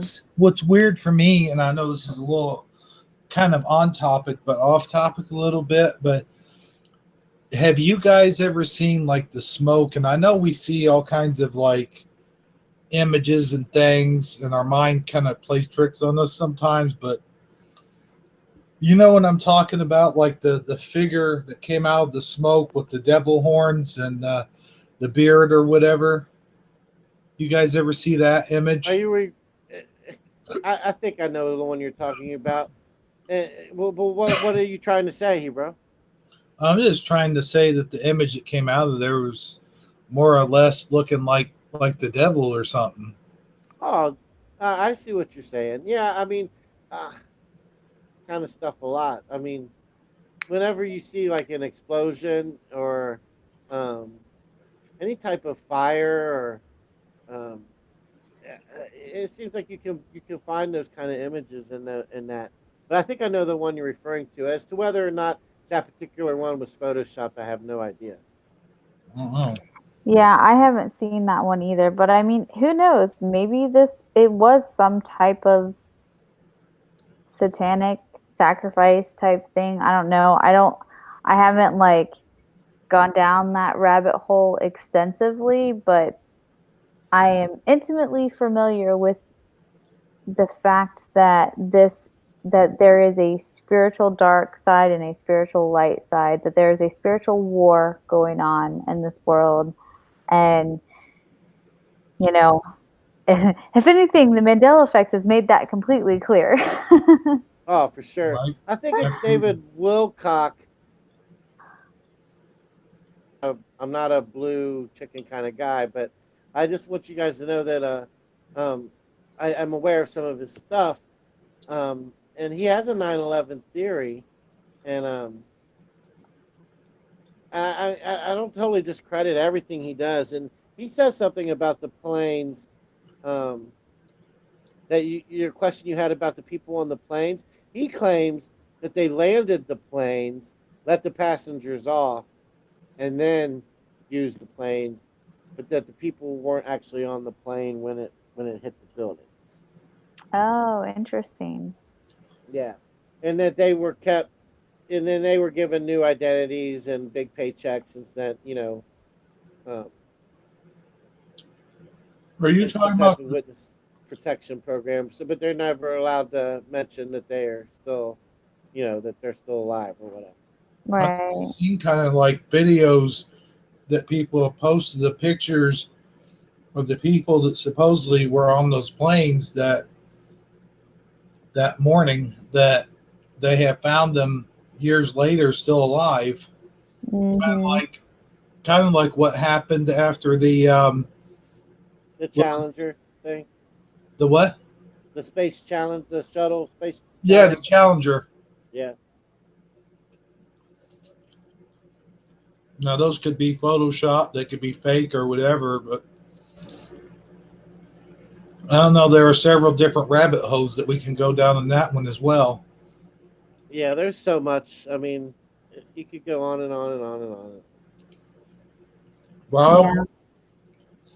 I won't sit here and say that those people didn't die that day and they weren't on that plane because that, excuse me, sorry, because and then that discredits the families and stuff that lost those people that day, and you know, I don't want to do that, but I'm just saying, Yeah, I don't want to disrespect any of the people who actually did lose loved ones, because there were lives lost. Lives were lost on that day. People did die. Certain now the total amount of deaths and who and who and everything that happened. I mean, there's so many. There's more questions than answers. That's for sure. Yeah, so definitely. Real quick, I want to kind of address what's being talked about in chat. Chat. Newer account was asking about the cardboard cutouts. Eddie Von King talked about that. Like, there's Brian Stavely talked about this last night also, that there's apparently video footage, yes, of human size cardboard cutouts of people being thrown out the building, that there wasn't actually people jumping out of the building, but that they were cardboard cutouts. I heard that. So yeah, crazy bizarre. I remember haven't that. seen the Yeah, videos, but I remember watching live the people falling, and I right. remember that they Sorry. did seem kind of like you Wobbly. don't. Yeah, like they weren't. The images were kind of blurry, out of focus. Some And of those, I don't mean to step on you here, but no, some go of those ahead. images to me seem kind of like dummies almost. You know how you see a movie and you see them throwing dummies. Yeah, they I, didn't seem like they had their like. But then I do remember seeing one or two where they were feet. They were going down feet first instead of head first, and I thought that was kind of weird too. So yeah. I don't know. Because I was at the time when I was watching it, I wasn't watching it with a truther awoken eye. I was watching it with a sheeple eye. So With a sheeple eye, I love it. Yeah. So yeah, I don't know. It's something we'd have you. I think it would be worth going back to look at if if you're interested, of course. Um, sometimes, sometimes I'm very much. It's funny because I'm on here talking to you guys, but I'm like at the same time, sometimes I just don't look into stuff because I think it's too distracting. I don't have time to look into all that. But no, it's definitely interesting and worth noting. And I mean, I'm of the opinion now that like everything could be a lie. It's all lies, right? right. No. Well, Uh, last night when Brian was doing that thing with Dan, the things I know that you know.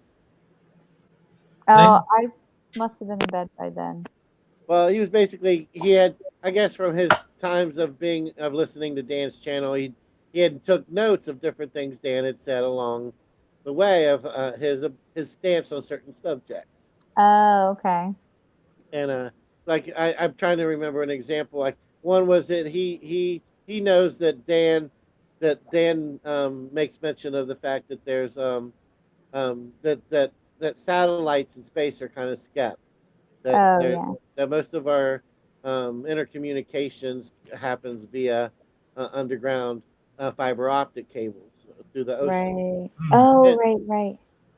and things of that nature. And so it got me thinking, like, you know, and this is going to be a future video that I think me and that us three can, if you guys are down with it, is I want to make like a checklist of what people who are quote unquote woke, truther community, whatever, things, the basic things that we all should know, things that are just basic, whether, well, no matter what your stance is on it, one way or the other, like for instance, flat Earth, you should, whether you're a flat earther or not, you should at least know the basic argument for flat Earth. Then you can still have Right, your own opinion, whatever it may be. But you still should at least know what the argument is. Would you right. guys agree with that? We don't live on a globe. Right. I Which, mean, but there's specific details that they're points that they're trying to use to prove their point. We should at right, least know what If we, those basic things are. And then, like Mandela community, a lot of people don't understand the Mandela effect, and they know what the term is. They know that it means people think something happened, but most people were, they get the basic, but they don't really get like the whole what the Mandela effect really is. Like when I try to explain it to my aunt, she thinks it's just that it just changed. That right. it No, no, just no. changed. It's like my sister's like you just remembering things differently. And like Yeah. why is it getting you so upset? And I'm like it's not the changes themselves that make me upset. It's the fact that reality, Right. physical things have changed. So anyway, make a long story short, I want to make a checklist of things that people who are quote unquote woke or quote unquote truther. Just the basic things that you should know if you want to if you want to consider yourself, just knowing the bare minimum of what a truther should know. What I would like to do is I'd like to get Noble in on this, if you don't mind, and get Yes. his. Sorry. That's all right. Of I course. love Got a little Noble. excited there. Yeah, I mean, why not? The more the merrier. I would like to Yeah, get as we many should. people involved as possible. I think he's got a lot of good insight into the flat Earth versus globe Earth And discussion. again, I don't want to have the verses. I'm not talking about whether it's one or Oh the no, other. no, no! I don't want to do verses. I just want to do what it is. What is the flat Right. Earth argument? Right, Not that it's right, not that it's wrong. Just cover what it is. I Right. just cover what the 9/11 conspiracy, the three main ones, because there's like three different ones, and there's like three different flat Earth theories too, and there's probably a couple different Mandela theories. I don't know, but just cover what the arguments are, what the basic phenomenon is. That's what I'm saying. Not sure. make a case for it or against it. No, I understand that. Okay. I'd still like to get Yeah. him on this, if you don't mind, though. Oh, of course. Yeah, and my excitement is just because Noble was the first person to reach out to me in the Mandela community. And so like him and Armor Up were like the first two people that I talked to other than like actual friends about the Mandela effect. And it was just like I don't know, it was so refreshing. And it was like this welcome to my community, like welcome to the community. And yeah, so I have like the spot in my heart for Noble that Yeah, will my always favorite be there. thing about Noble is how he keeps everything so grounded. Like he doesn't overreact to anything, but he takes every call that comes into Dan's channel. He gives it the same weight and worth that the previous call, no matter how far fetched their notion may seem. He takes the time to look it up and give it an opportunity to be considered on even ground. I love that about him. Yeah, yeah, yeah. He's great. So yeah, I mean everybody in the community, all of you guys. Like I don't even know. I don't know you guys personally, and I love that we can sit and talk and just have these great discussions and just be real and just it's so refreshing because we walk through it's kind of walking around all the sheeple who we love and care about as people. I know I do. Like I just I have a heart for like all these people in the world, and yeah, at the same time, like I can't walk up to every one of them, shake them and be like, this is all like what do like because at the same time like we do have to live life and we have to I mean even if I could shake everybody and tell them, wake up, like at the same time, like we all have to walk through life and like raise our kids and do everything. So yeah, What it's I like about crazy. our show in general is I always have all these interesting ideas that I want to talk about. But then once we actually get on here and start talking, we just end up just talking so fluently in just natural conversation that I only usually get to about 10% of the actual material I wanted to cover. Yeah, it happens that way. It's good that way. Yeah, definitely. That's a good thing. That's a positive, not a negative. Yeah.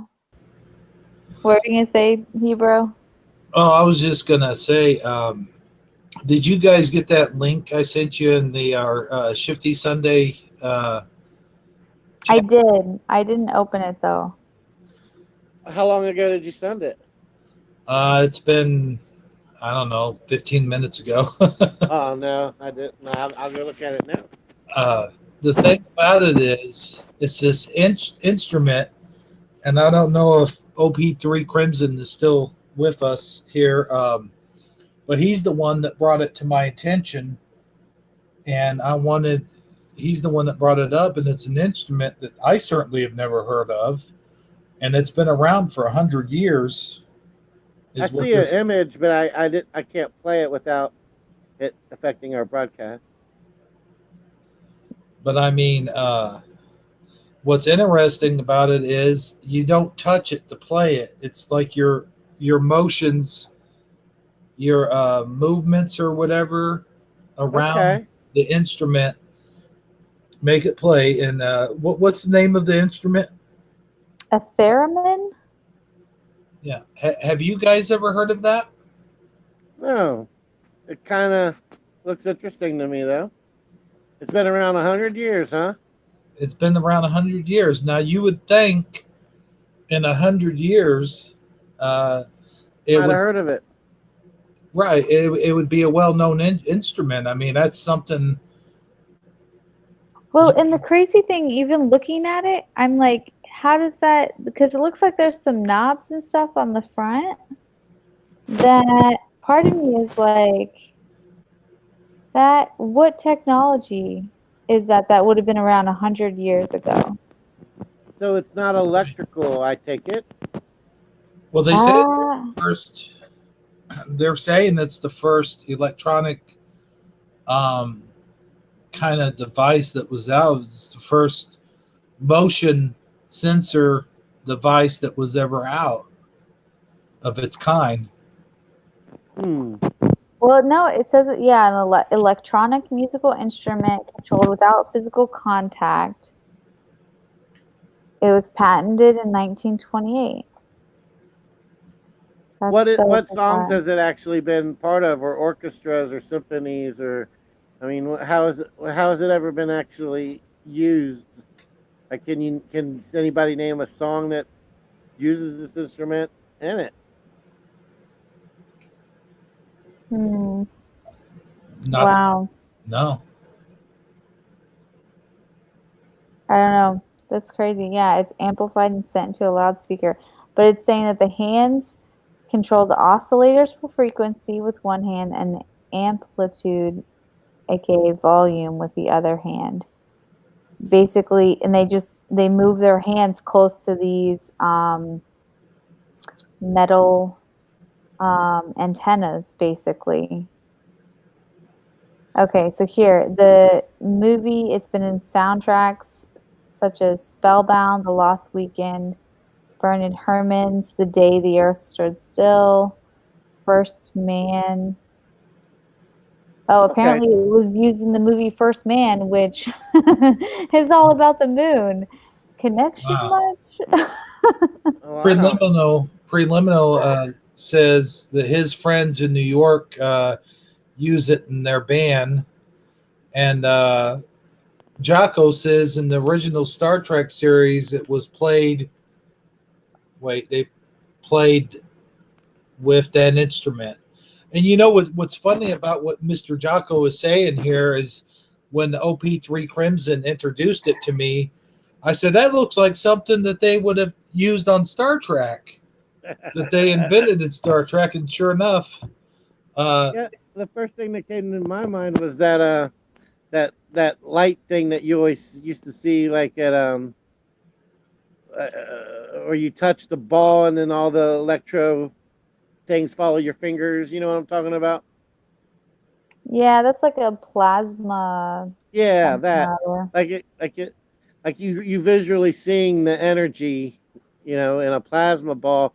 That instrument seems like it's working off of similar technology. hmm, that's interesting. Maybe, but it's just, I think what's interesting about it is I've never heard of it. I mean, I guess some people have. I don't know. Yeah, and I get that I don't know everything. I get that. Right? I don't know everything. The older I get, the more I don't know. But ah, Yep. still, that's bizarre.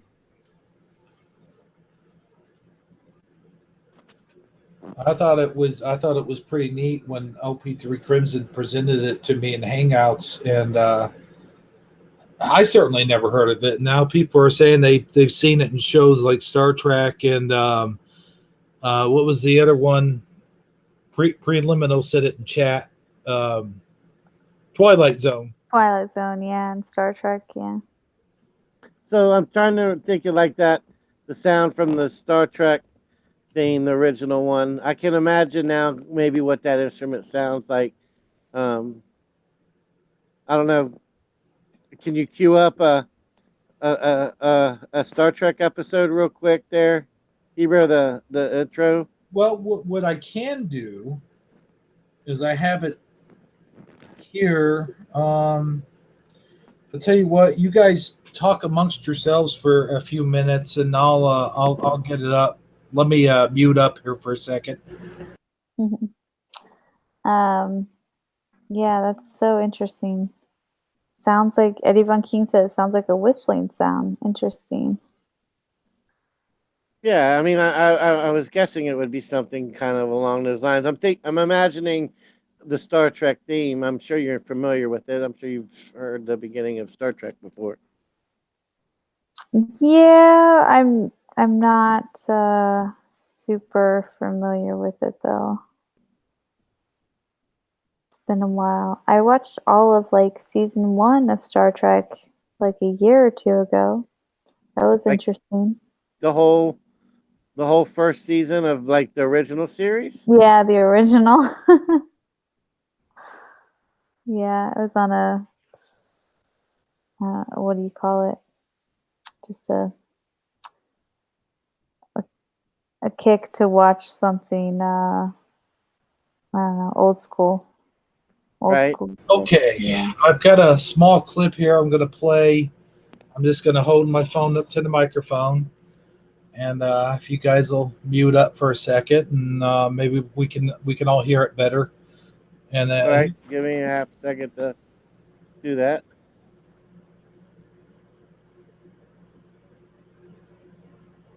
all right,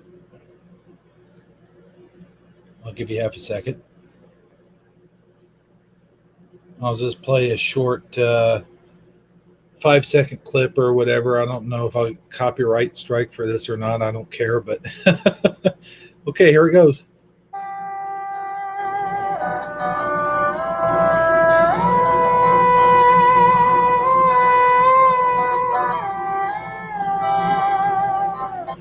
And obviously, somebody was playing the guitar along with it. It kind of almost sounds like somebody singing. Yeah, it does. It almost sounds like a female vocal, kind of.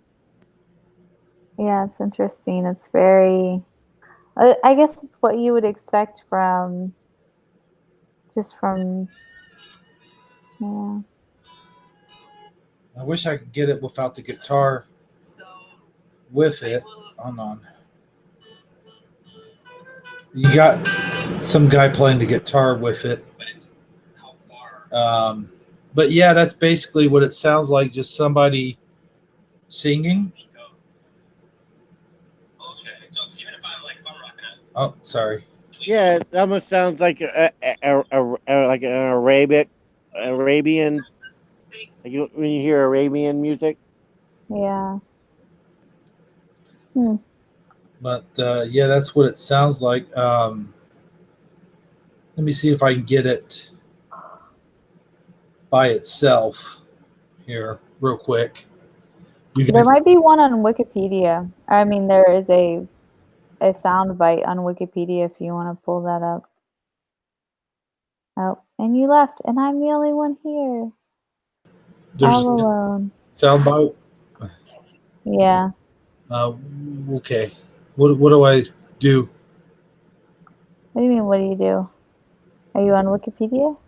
Oh, okay. Just give me a second. I What's mean, it called again? Theremin, Theremin. Okay, just give me 1 second. All right.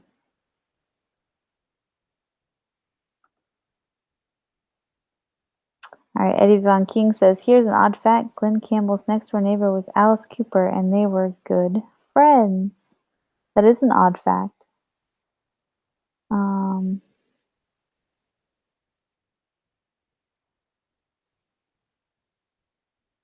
Oh yeah, there is a lot of the Theremin videos on YouTube. That's what he sent us originally. Yeah, it is there. So I don't know, and I'm the only one here. Did I you know? really, I'm sorry. I was yeah. talking, but I didn't realize I was muted. Um, Oh, so, um, in regards to that comment about Alice Cooper, he still does live tours and he still sells out. Like he's got a tour right now that's like almost every tour date is sold out, if not every tour date. And one of the secrets to his success is wild and crazy as he is. He does all that makeup and he's considered kind of like a real edgy rock and roller, for lack of a better way of putting it. He his only vice has always been that he does drink, but he doesn't. He's never gotten involved in any of the other drugs that many of the rock and rollers ends up. How it ends up being their downfall over time. He's never been anything but an occasional drinker. I did not know that. That's so. Who's Glenn Campbell's? Glenn Campbell. Good question. I know the name, but I'm not putting anything together with it. So let me Google him real quick. American singer. Did he play the theremin? Maybe his most famous song is you probably know is Rhinestone Cowboy. Okay. Yeah. He's got a lot of hits apparently, um, but that's the one that like really stands out. It That kind of was sounds released like a back in flute. 1975. Sorry. Oh wow. All right, we got You got Hebo it? back. What's up? Yeah, it kind of sounds like a flute a little bit. I'm going to play this short 5-second clip. And you guys can, I think this is the one you're talking about. That's Wikipedia. All right, here it goes. You guys hear that? Mm-hmm.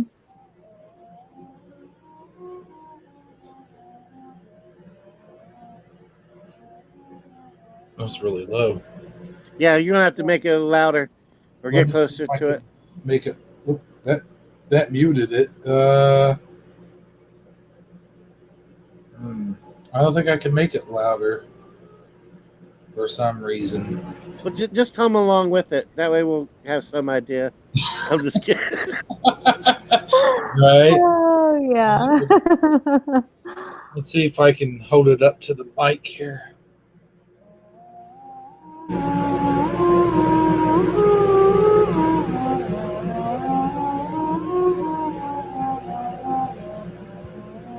I don't know why that's so low, Oh, but I could hear it that time.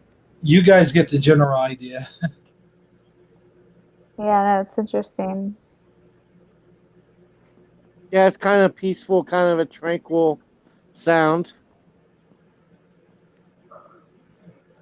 I could see how it would be used for like you could use it for meditating, like chants or something like that. I Sure. know. I think that just made me really sleepy all of a sudden. Oh no.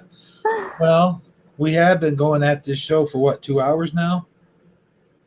Yeah, for considering it was only supposed to be a short broadcast with some chit chat, we've turned it into a full fledged production. We sure did, man. I tell you what, I really appreciate you guys coming on tonight. This was awesome. I needed this, I think. Yeah, to get you back in feeling connected with the community again. That's part of it. And I'll tell you, man, halfway through the vacation, as I was telling you earlier, I was getting the itching for doing some live streams. You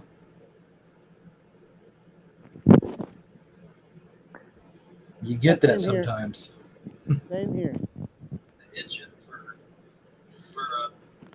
yeah, Sagittariusly speaking, I think you were too. I think you were really wanting to do one. Yeah, for sure. I'm glad we got on here. Yep, I'm glad you guys were still on when I got here. I was, like I said, I got distracted. But it's good to talk to you guys tonight and just, yeah, see everybody in chat. Eddie Von King says Alice Cooper's music persona is a gimmick as well. That he's actually a very religious person. He's in Arizona. He's been at his local church working with high school kids a couple times. So, great gimmick. I mean, best of both worlds, right? Do you guys remember, and I don't know, you probably remember this, strictly speaking. Do you remember years ago the rumor that was going around that Alice Cooper was Mr. Rogers' son? No, never heard that one. Does anybody, let's see if anybody in chat remembers that rumor. Mm. It was such a bizarre rumor. Like, yeah, Alice Cooper's Mr. Rogers' son. Huh. I hadn't heard that. Yeah, it was a crazy rumor. But I remember Marilyn hearing Manson. a rumor. I can't even talk now about the Can't hear you. professor. Say what? Okay, we can hear you now. Sorry, go ahead. All right. There was a rumor about the professor from Gilligan's Island being the Zodiac killer because he apparently shared the same name with the Zodiac killer, and they're both from Canada. So a rumor started that it was the professor from Gilligan's Island, and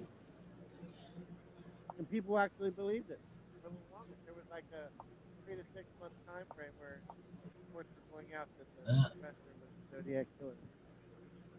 Sounds like you. I couldn't hear you sagitarically speaking. All right. Can you hear me now? Yep. All right. So, did you hear what I said about the Zodiac killer being the professor? Mm-hmm. All right. Yeah, apparently there was a short stint of time when people actually believed that.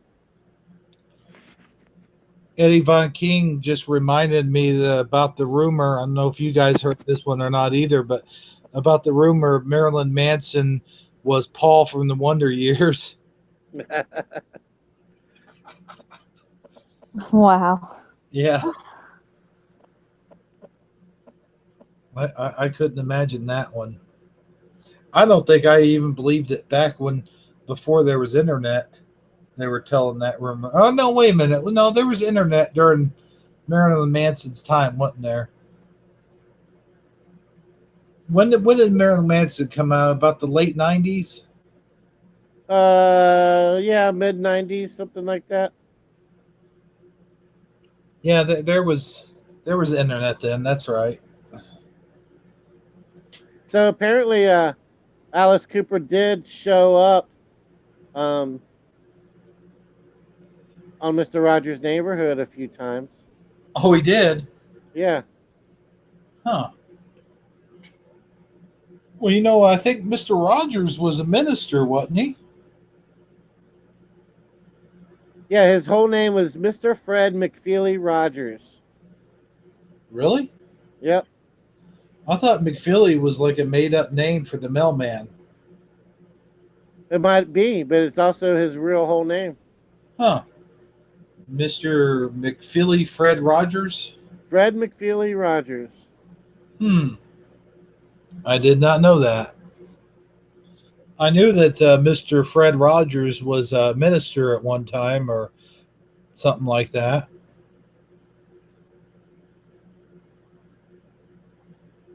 I'm sorry, it wasn't Alice Cooper. It was Mr. Keaton on the Family Ties show.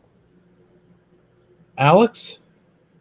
The dad, the guy that played the dad. Oh, Michael Grossman.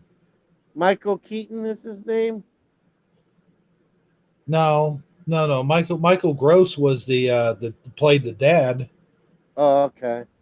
I don't know. The way that these articles are on here, they're all like little short snippets, and you click on read more, and you get like 5 pop ups before you can read the rest of the article. So I'm having a hard time deciphering through it. It's all clickbait, so it's hard to say. That's true. Man, I'd say you're about due for a new headset, wouldn't you? Apparently, according to you guys, I am. I need to be more careful with this cable, I guess. I'm sorry, guys. All right. That's all right. I think we're about ready to wrap it up. What do you guys think? Yeah. Yeah, I'm ready. Yeah, you sound like you're about to drift off to bed there, Jess. I am. I am. All right. Well, let's give the room one final shout out and then we'll think about wrapping it up. So let's see here. Gotta get back on the YouTubes. Okay, we have Eddie Von Keen with a wrench, Preliminal with a wrench, Mr. Jocko with a wrench.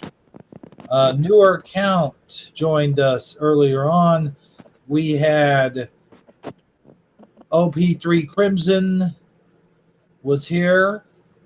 And let's see here. Let me scroll down, make sure I'm not missing anybody. What was that one guy's name? Did you say preliminal? Preliminal. Oh, I got Preliminal, I do believe. You said Jocko and newer account, and I'm What was scrolling up the here. What was the one guy with the scary eye? I don't see anything higher than that. Yeah, I can't see. So if I didn't call your name, then you didn't speak in chat. So I guess that's all we got. So I guess that's it then, guys. Thanks for being with me. I'm glad to be back. Although I'm not officially back. Don't tell nobody. secret Oh, secret yeah. show. Mum's the word, my man. Mum's the word. My headset don't work anyway. I couldn't tell them if I wanted to. Our next official show will be next Sunday, and we'll have God's Armor, and hopefully, Jess, we'll have you back as well. We'll see. I gotta see what's going on. But yeah. All right, so we'll all be. If you're here next week, you may get to hear the lyrics I've been working on. I shared them with Hebrew before the show started. Awesome. Jess, you have anything you want to plug before we go off the air? Yeah. I'll be Armor Up's Wednesday word as always is great, and then Friday night I'll have my show at 9 p.m. Eastern, and I'll have a couple named Reigning Redemption on my channel with Armor Up, so that should be interesting. But that's all. When is that supposed to happen? On Friday. All right. At 9 p.m. Yeah. All right. We'll be sure to check that out. And I hope everyone else that's watching checks that out as well. And for everyone here at the Hebrew channel, thanks for watching, and we'll see you next time. Bye, everybody. Bye-bye.